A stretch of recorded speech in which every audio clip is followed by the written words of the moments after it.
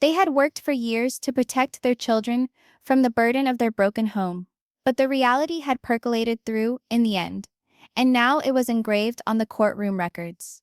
The attorney closed the pile with a flourish. Your Honor, plaintiffs will present evidence, testimony, and witnesses to demonstrate a long-standing pattern of neglect and favoritism. We are not here to ruin Mr. Brown's reputation. We are here to provide the truth. And the truth is this. Kody Brown did not hold to his vows. He did not treat each of his wives equally. He did not love and lead with fairness. He led with favoritism, neglect, and manipulation. The judge nodded slightly, his expression skeptical as he gazed at Kody. Does the defense have anything to say about these exhibits? Kody's attorney jumped up. Your Honor, these are cherry-picked documents. These are snapshots, not the entire story. Yes, there were charges on some properties, but those were investments for the family. Yes, there were charges on cards, but those purchases were for several members. And regarding the affidavits, Your Honor, these are child's eyes, tainted with the protection of their mothers. They cannot be construed as objective truth. But his words rang hollow, even to those in the back of the room. The harm was already done. The truth wasn't just spoken anymore.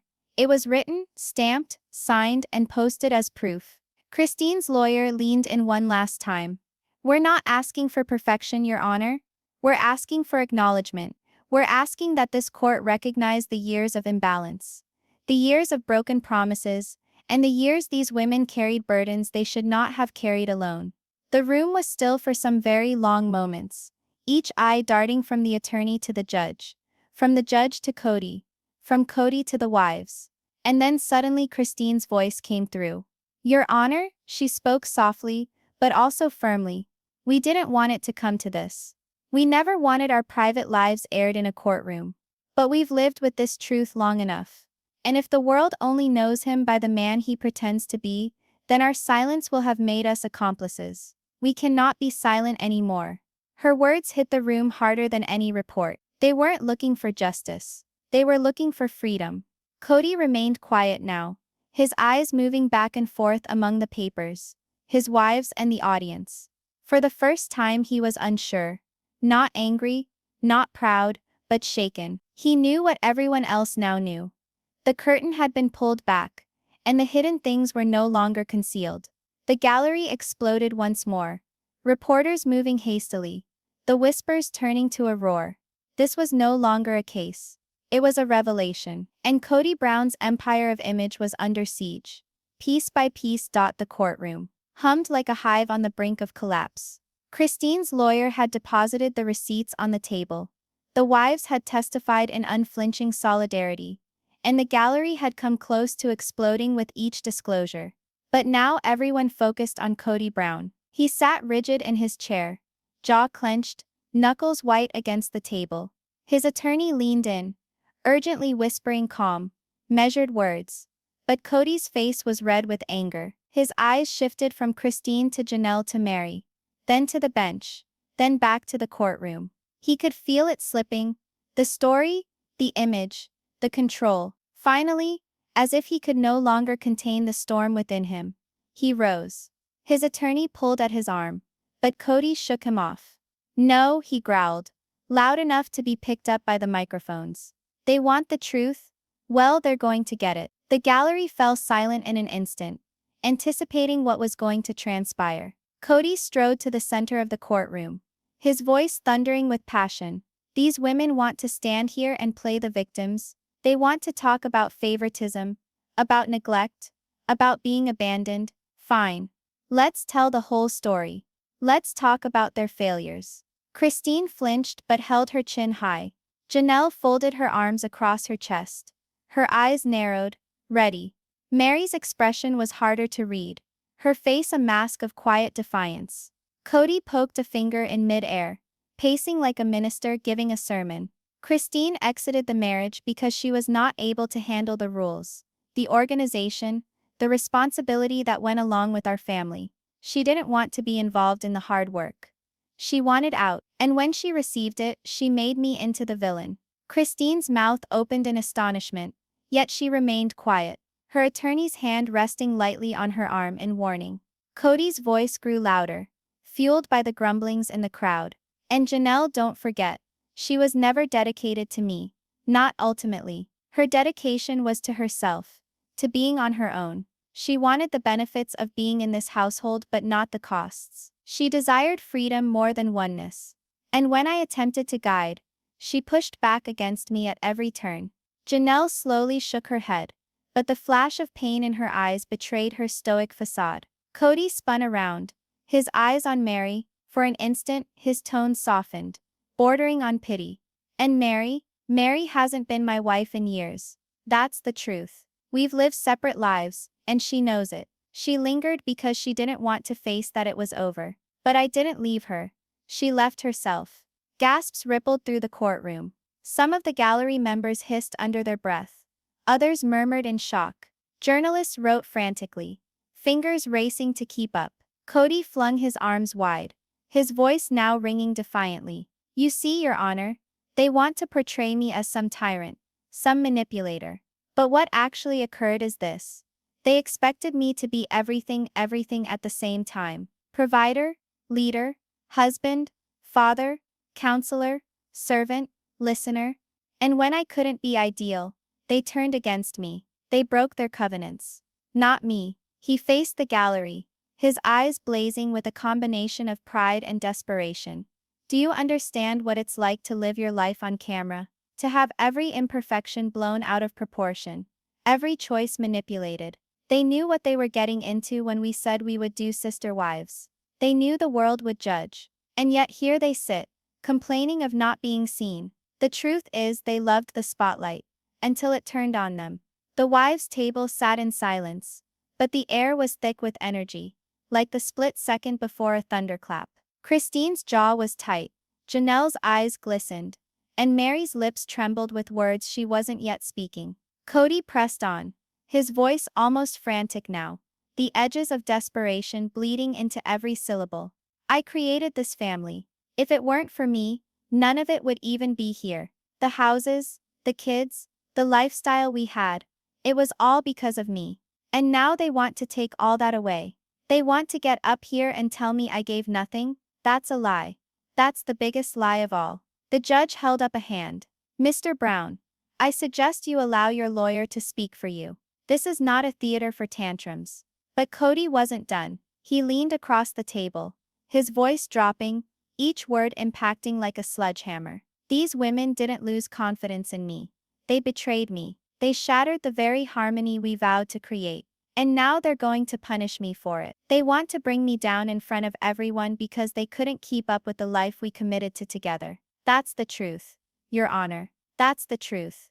Nobody wants to hear. The silence that remained was almost deafening. No one stirred for a moment. No one even breathed. Then, very slowly, Christine stood up, her face serene but her eyes blazing. She said nothing, not yet. But the very act of standing conveyed a very plain message.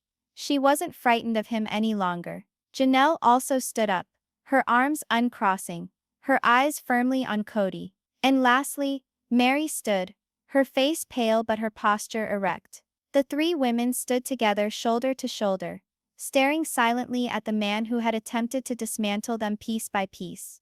And in that silence, their solidarity cried out more than words could. Kody regarded them, his breathing thick, his chest huffing and puffing, like a man who'd just reached the end of the road. He'd flailed out, hit back venomously, but somehow they grew stronger from it. The judge sat forward, his voice stern. Mr. Brown, this courtroom will not turn into accusations and theatrics. The evidence will speak for itself. The testimonies will speak for themselves. You may return to your seat. For the first time, Kody hesitated. He gazed out at the gallery, at the journalists writing his downfall, at the eyes that no longer respected him but condemned him. Then slowly, back to his chair, his body tense, his face turbulent. The wives sat again too, but their sitting was different now. Together, firm, unassailable. Kody had hit back, but in so doing, he betrayed something he never meant to. His desperation, and desperation, in a courtroom, is the weakest weapon of all. The courtroom was hushed. So hushed that you could have sworn you heard the collective heartbeat of everyone within. The tension hung heavy in the air, the kind that gripped your chest and clung to it like a shroud. Every seat was filled, with reporters hoping to record history, fans with notebooks and phones in hand, and family members whose faces bore the double weight of betrayal, heartache, and curiosity all at once. This was not a hearing. It was a spectacle, the confrontation that millions had been anticipating. The doors creaked open then, and all eyes turned simultaneously. The clicking of sleek shoes reverberated around the wooden floor as each step thudded like a drumbeat, signaling the arrival of the fellow at the eye of the tempest. Kody Brown stepped inside. His blonde hair was yanked back tightly, hair shining beneath the bright fluorescent light. His face was set, nearly practiced, but his eyes revealed him. They flicked frantically around the room, sweeping over each face, as if he could discern condemnation in strangers' glances. He pulled on the hem of his suit jacket, pushing his shoulders back, attempting to be braver than he was. But no matter how upright he stood, the cracks showed behind him, the clicking of heels on the floor, and then, after him, like a rolling wave, his wives came. One after another they stood, but not as the happy one-unit family that their reality show viewers used to recognize. No, today they were competitors, adversaries who had hibernated for years in the background of his decisions, now waiting to face him in the merciless gaze of the court. Meri went in first. Her face was reserved, her lips set into a hard line. Her posture was dignified, but her eyes betrayed otherwise. There was pain there, decades of it, etched deep within her spirit. She didn't even look at Kody once. To her, he was no longer the man she'd dedicated decades of her life to. He was just another face in the courtroom, another to confront. She sat down solidly, her hands clasped together on the table in front of her, the epitome of control. Then Janelle appeared. Steady, robust, unflinching, her demeanor demanded respect as soon as she entered the room. She didn't squirm, didn't stumble. If anything, she seemed resolute, her jaw clenched, her eyes fixed straight ahead. She had wasted too many years being quiet, too many years swallowing words that seared her throat. Today she was not here to be quiet. Today she was here to be heard. She took a seat with a quiet determination, not wanting to shout for anyone to understand that she meant business. Then Christine came in, her presence completely different. There was no reserved quiet here. Her eyes blazed with fire, fire that all the people in the room could feel instantly. Her walk was quick, her shoulders back, and the way she clenched her jaw said the tale of a woman who had been betrayed too many times and was now prepared to tell her side of the story. She did not flinch in looking at Kody, and when she did so, her eyes were piercing enough to slice him. She was no longer fearful of him. She was no longer fearful of the tale that was to be told. And last, Robyn. The last one in, the most unpopular of them all. The woman perennially known as the favorite. She entered slowly, her face split, her eyes already glassy with tears not yet shed. She alone took a second to hesitate before sitting down, as if the weight of being there bore down on her harder than on everyone else. She let her eyes flick quickly toward Kody, the only wife still who did, and although she attempted to cover it up, the look of guilt was clear. The four women sat side by side, but there was no oneness in their sitting. There was a wall between each one of them, invisible but unmistakable. Years of collective living, collective strife, and collective dreams had been shattered, replaced by betrayal, resentment, and unspoken truce. Kody tied his tie, his gaze darting between them. For so long, he had been the one in charge, the head of the family, the voice that ruled what was right and wrong. But here, inside this courtroom, all of that didn't matter. The authority he once wielded was being taken away, and he knew it. The judge's bench towered above them, sending a shadow down the room. The serious face of the judge reflected the seriousness of what was to be exposed. This was not TV. There were no producers to cut and paste scenes, no confessional booths where individuals could cry in secret. This was raw, uncensored truth, about to be uncovered for all to listen. The journalists wrote with furious speed in their notebooks, cameras clicking softly as they could manage. Fans leaned forward in their seats with bated breath, glancing rapidly between Kody and his wives as though they were at a live play, one which had been gestating for more than a decade. The tension was so palpable it suffocated, weighing down upon every individual in that courtroom, like a damp blanket. Kody adjusted once more, this time at his collar. His thoughts were running wild. He had been through brutal interviews. He had been through criticism from the fans, but this was different. Here he couldn't explain his way out. He couldn't charm his way out. And he couldn't shut off the cameras. Each word, every look, every slip would be carved into the record for all eternity. The wives sat stone still, eyes ahead, faces impassive but presence dynamic. They were no longer simply supporting characters in his narrative. They were the narrative, and everyone present knew it. The judge coughed, the sound ringing throughout the room. "This court is in session," he announced. The gavel came down with a sharp crack, and with that solitary sound, the gravity of the moment at last fell over all who were there. The world had watched the Brown family on TV for years. They had cried, laughed, followed their highs and lows. But today was not like that. Today, there were no set-up conversations, no scripted storylines. Today, the cameras weren't dictating the story. The truth was, and as the quiet stretched one final beat, each individual in the room understood it. History was to be made. The Brown family, which had been the face of plural marriage in America, was to fall apart before the world. Piece by agonizing piece. Christine stood up deliberately from her chair, and at once the whole courtroom refocused on her. The screech of her chair against the wood floor sounded like thunder in the silence, and all eyes in the room tracked with her. She was tall, shoulders squared, hands curled tight around the edges of the table for a moment before she took a step forward. There was fire in her eyes. Anger and heartbreak entwined, determination and pain knotted together. "Your Honor," she started, her voice firm at first, but quivering slightly with the burden of years unarticulated. She raised her chin, pointing squarely at Kody, frozen at the defendant's table. "I lived for years without happiness for this so-called family. I was promised equality, love and respect. Instead I received neglect, favoritism and betrayal." A group gasp spread through the courtroom, whispers erupting like a fire before the judge's gavel crashed down to silence them.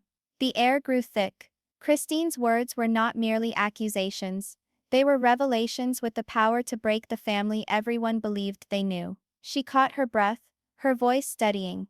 "I struggled day by day to keep this family together. I was the one who bore the responsibility for bringing up children, preparing meals and presenting a united front to the world. But no one knew who I really was behind closed doors. I pleaded for his attention, I pleaded for his love, but all he could see was one woman, and that woman wasn't me." Every head swiveled towards Robyn, who shifted restlessly in her seat, tears already welling in her eyes. Kody's face set in a firm line, his knuckles white as he gripped the table edge. Christine's voice grew sharp. "I was guaranteed equality. That was the basis of plural marriage, wasn't it? But tell me, Your Honor, how is it equal when one wife receives all the attention while the rest are forced to fight over crumbs? How is it equal when my children were set aside, treated like afterthoughts, while Robyn's children became his priority?" The words fell like punches, blow by blow, and Kody winced with every blow, but he covered it with a frozen stare. Christine wouldn't let up. She couldn't stop now. All the anger she had been holding in for years burst free now, unrestrained, unvarnished, and raw. She inched nearer the judge's bench, her words shouting, "This never had anything to do with plural marriage. This was about control, about power, about him towering above us all, determining who counted and who didn't. And for years I lied to myself and believed if I simply tried harder, if I smiled enough, if I kept my mouth shut, maybe he'd love me again. But I was mistaken." Christine's voice trembled, but rather than weakness, it contained strength. The jaggedness of her words only served to make them stronger. She swiveled her head toward Kody, eyes locked with his, her voice low and even. "I am not weak anymore. I will not be invisible anymore. I refuse to be controlled any longer." The courtroom fell silent. Reporters' pens scribbled frantically on paper. Fans in the balcony leaned forward so precariously they appeared to be about to spill out of their seats. Even the judge, stoic and inscrutable until this moment, leaned forward a fraction, his eyes fixed on Christine, as if he too could sense the fire behind her words. Kody's attorney jumped up, clearing his throat. "Objection, Your Honor. My client is being unfairly defamed." But before he could complete, the judge's hand rose. "She will be heard," the judge announced sternly, his voice resonating around the courtroom. The attorney sat back down grudgingly, vanquished. As Christine rose, her self-assurance growing as the power of the court confirmed her agony. Christine moved another step forward, and now her words were slower, each one calculated, slicing. "I cried at night, wondering what I had done wrong. I questioned why I wasn't good enough. And with every time he pushed me aside, every time he rolled his eyes at me, every time he brushed off my emotions, the truth was made more apparent. This wasn't my fault. This was his." Her hands shook as she waved toward Kody, but her voice rang strong. "He wasn't a husband. He wasn't a leader. He was a man who played favorites and ruined the very family he professed to protect. And now he sits here playing victim. But I'm done letting him write the story. Today I take it back." The courtroom was silent for a long time. Even Kody, quick with a counterattack, sat stunned, his lips pursed, his face pale. He stared down at the table before him, refusing to look her in the eye, unable to defend himself against facts he had ignored for years. Christine half-turned, her eyes scanning the courtroom, taking in the fans, the media, even the judge. "We constructed this family out of lies, and the world needs to see what happens when the cameras turn off. The truth is that this man, the man America believed was a devoted husband, treated his wives like trophies that he could discard at will. And I will not stand here and allow that image to survive another minute." Her words lingered in the air, heavy and irrefutable. Some of the people in the crowd wiped away tears from their cheeks. Others shook their heads, incredulous, and some grumbled words of encouragement beneath their breath.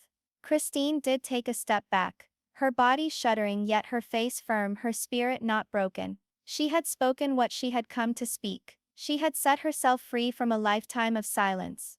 The judge nodded slowly, making notes before lifting his eyes to meet hers with respect. "You may sit down," he said. Christine sat back down, and for the first time in years she didn't feel defeated. She didn't feel small. She felt powerful. She felt free.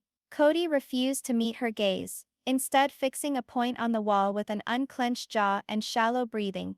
The courtroom had heard her. The world had listened to her, and nothing could take back the truth now. Janelle remained seated for an instant after Christine's words rang out in the courtroom. The room rang with whispers, people huddling close to each other, attempting to process everything that had just been uttered. Christine's blaze still wafted in the air, heavy and irrefutable. But now, it was time for Janelle. And Janelle was not the same. She wasn't fire. She was steel. Gradually she stood up from her chair. Her actions were slow, purposeful, controlled. As opposed to Christine, she didn't pound her words into the air with fervor. Yet the fullness of her silence as she moved to the middle of the room was strong enough to command every gaze. The gentle tap of her heels on the floor was heard above any cry. And when she turned towards the judge, her back straight and chin high, the courtroom was again filled with utter silence. "I hung in there," she started, her tone low but firm, slicing through the hush like a blade. "I hung in there because I believed in family. I hung in there because I thought loyalty counted for something. I hung in there because I lied to myself that if I just held on long enough, things would be better." Her eyes flashed momentarily toward Kody, who was stiff at the defendant's table, his hands wrapped together tightly, as if to hold himself together by sheer will. Janelle's voice did not falter. "But loyalty does not equal letting someone walk all over you. Loyalty does not equal letting yourself and your children be treated like you are less than. I kept the family afloat for years. When Kody was gone, when the burden of life landed on our backs, I rose to the challenge. I was there. I provided. I nurtured. I ensured the children had stability while he was too busy seeking control." The pens of the reporters were scratching wildly now, the patrons in the seats leaning forward on the arms of their seats. Janelle's serenity made each word even more pointed. She was not speaking with anger. She was speaking with truth, and truth would slice deeper than anger ever had. She folded her hands in front of her tone becoming stronger. I gave up more than I ever acknowledged, Your Honor. I created my career. I juggled my children's lives. And I remained strong because someone had to. And all the while, I was doing that. He was destroying us from the inside out. He made choices without me. Choices regarding our children, our house, our future, as if my input didn't count. As if I didn't exist. Kody shifted nervously, his mouth parting to say something, then closing quickly when he noticed the judge's warning stare. Janelle's gaze narrowed slightly as she continued. I was not a wife to him. I was not a partner. I was an accessory to his pride. A name he could point to when he wished to demonstrate to the world how robust his family was. But within the walls, I stood alone, and the children knew it. They witnessed him turn away from me, how he disregarded me, and they understood what I struggled to deny, that his love was not equal. It was a condition. And when you grow up in a family based on conditions, love is never real. The words hit Kody directly. He tightened his jaw, his face red with anger. His attorney moved in close, speaking to him urgently, but Kody didn't flinch. His eyes were trained on Janelle, his anger evident, but he kept silent. Janelle's voice softened, but it held even greater importance now. Your Honor, I remained because I hoped. I hoped one day he would recall me, that perhaps he might notice me. Truly notice me, and acknowledge the woman who had been there beside him all these years. But I have to let go of illusions now. I cannot keep giving up my happiness and integrity for a man who gave me his absence all the time. The courtroom was silent as a tomb. The fans who had gathered anticipating drama were instead greeted with raw, biting honesty. Janelle was not fiery like Christine, nor was she emotional like Meri would be. She was rational, measured, and devastatingly candid. She faced the judge completely now, her voice dropping only slightly, but her tone dripping with finality. I deserve better. My children deserve better. And I will not permit myself to be devalued anymore. I am not here to be pitied. I am here to be free. The words hit with the force of a hammer on stone, with no option for misinterpretation. She wasn't begging. She wasn't crying. She wasn't raving. She was stating her truth, and that truth couldn't be denied. She remained there for a moment longer, allowing the silence to permeate, allowing her words to hang in the air until everybody in that court felt them deep within their bones. And then with deliberate steps, she turned around and walked back to her seat. Taking her seat, Christine extended a hand, touching it lightly in silent solidarity. Janelle nodded, a small inclination of her head, her expression serene, her poise unbroken. For the first time in years, she seemed lighter, as if a weight had at last been lifted. The judge, scribbling furiously throughout her testimony, reclined in his seat, regarding Kody with eyes that seemed to cut through his defenses. The cumulative weight of the women's words was mounting, session by session, and it was obvious that each testimony eroded further the empire Kody had constructed. Kody, though, was fidgeting. His fingers tapped on the table, his jaw was set, his breathing unsteady. He had taken criticism before, but this felt different. This wasn't the world's censure.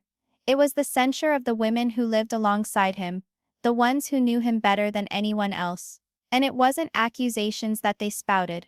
It was truth said out loud, for the very first time, truths that he couldn't bury, truths that he couldn't silence. The courtroom was heavier now, weighed down with everything that had been stated. Janelle had delivered her evidence like a knife, sharp, cutting, impossible to ignore. The audience sat numb, as if afraid to shatter the tenuous silence that had followed her.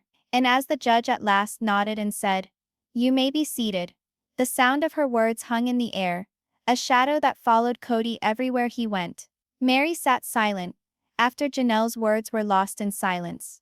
The courtroom was heavy, as if everyone who sat within it was holding her breath, anticipating the next storm to brew. Christine's flame had burned, Janelle's blade had sliced to the bone, but everyone held out for the true burden yet to come, because Meri wasn't some other wife.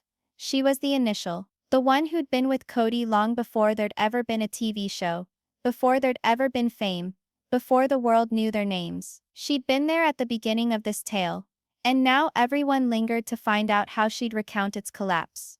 Meri didn't stir for what felt like an eternity. Her fingers lay in her lap, writhing against themselves, her eyes locked on the table before her.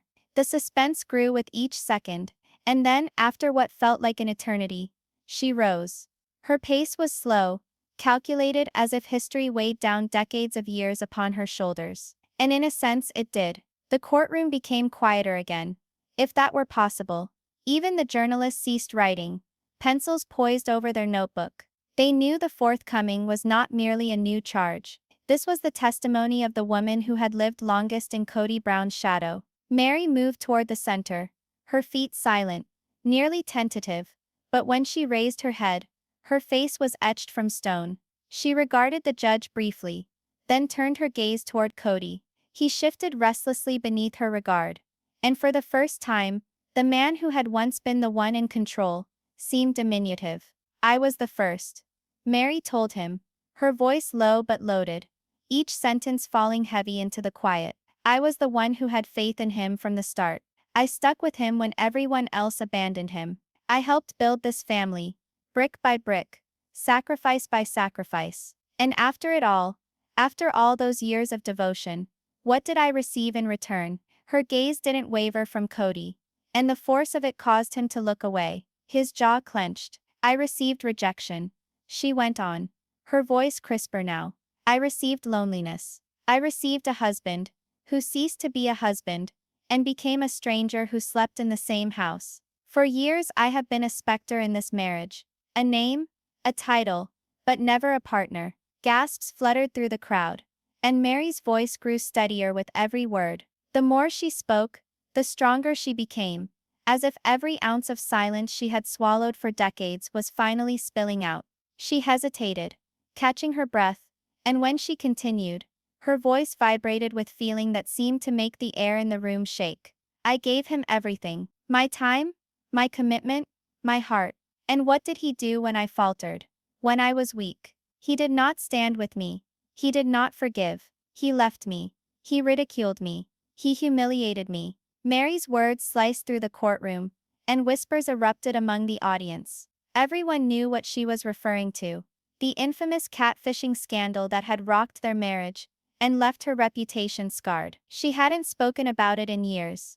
Not like this. Not with such brutal honesty. Her eyes glistened, but her voice didn't falter. "Where I had erred, rather than standing by me, rather than working it out as a husband ought, he used it as an excuse to keep himself at arm's length, to treat me like a stranger within my own family. I was left to endure that shame on my own, while he marched his love for another in front of my eyes. And the world saw me disappear." Kody moved again, his face reddened with frustration, his lips compressing into a thin line. His attorney leaned forward to interrupt, but Meri didn't allow him. "I am exhausted," she declared adamantly, her voice growing louder now. "I am exhausted from pretending. Exhausted from smiling in front of cameras. Exhausted from playing house with you like we are a family when the reality is that I've been living alone for years. I am exhausted from waiting for a man who picked someone else before me. A very long time ago." Her tone contained a finality that froze the audience. The emotion in her voice was not enraged passion or savage fury. It was the fatigue of someone who had struggled too long. She stepped closer to the bench, her eyes shifting to the judge. "I was first, Your Honor, and because of that, I thought my bond with him was something. But all it was that I could be the first one to be broken. I have waited in the shadows of his decisions, waiting for the love I was promised, and I have finally learned the truth. It isn't coming, it never was coming." Her voice was now cracking, just a little, but she stood tall. "I am finished. I am finished being the silent wife. I am finished being the forgotten one. And I am finished being tethered to a man who a long time ago ceased to be my husband." The silence that followed was heavier than anything that had come before. Christine's words had burned. Janelle's had cut. But Meri's carried a grief that clung to the room like smoke. Even those who had once judged her now looked at her with sympathy, with respect. Meri turned back, walking slowly to her own seat. She didn't glance in Kody's direction again. She didn't have to. The strength of what she'd said had already left him vulnerable, bare of the persona he'd worked so fiercely to maintain. She sat down quietly, her face serene, her eyes straight ahead. For the first time in years, she appeared peaceful, not because she had been cured, but because she had finally spoken her truth out loud. The judge nodded, his face stern, as he took more notes. The courtroom shifted nervously in their seats, whispering, some even wiping tears away from their faces. And at the defendant's table, Kody sat stiff and silent, his jaw clenched, his hands gripping the edge of the table until his knuckles turned white. He had faced Christine's fury, he had endured Janelle's precision, but Meri's testimony, the pain of the first wife, the betrayal of the longest partner, was something he could not easily shake.